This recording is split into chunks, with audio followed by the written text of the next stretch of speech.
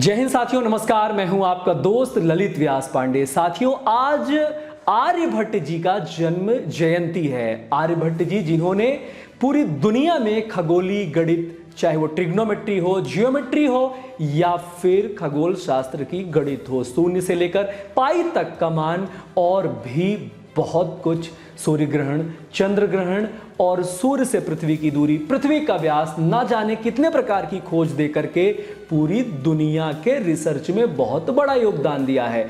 और आज ऐसे महान शख्सियत का जन्म जयंती है।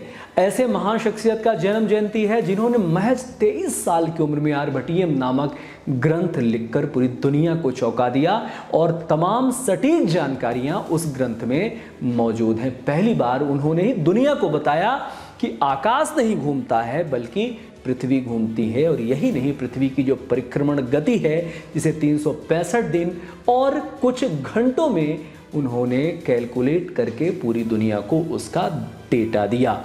सूर्य ग्रहण, चंद्र ग्रहण की जो सटीक जानकारी है पहली बार इनके ग्रंथों में पाई जाती है। पूरी दुनिया में जब सैटेलाइट उपलब्ध नहीं था तब भी पृथ्वी के व्यास की गणना ये करते हैं, शून्य की खोज करते हैं।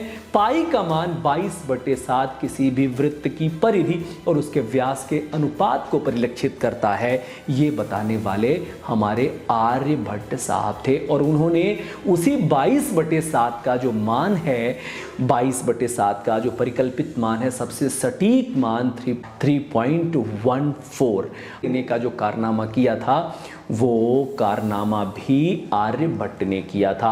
आर्यभट्ट ने इसी प्रकार से बहुत सारी गणनाएं की हुई थी और भी बहुत सी सटीक जानकारियां देखने को मिलती है, सुनने को मिलती है और समझने को मिलती है। आप जब पढ़ते हैं, अध्ययन करते हैं तो पाते हैं कि जब आर्यभट्टियम नामक ग्रंथ का निर्माण होता है उसमें 118 श्लोक होते हैं। 118 श्लोक जिसमें से 4 खंड हैं, गीतिपाद, गणितपाद, काल क्रियापाद और गोलपाद। इन तमाम में इसकी जानकारी मिलती है। शून्य की खोज के मामले में मेरी एक और रिसर्च है कि शून्य की खोज और आविष्कार दोनों में फ़र्क होता है। आविष्कार करने वाले थे ऋषि गृत्समद और खोज करने वाले थे आर्यभट्ट, यानी कि क्रिएटर जो थे वो ऋषि गृत्समद से, ये बात ध्यान रखिएगा।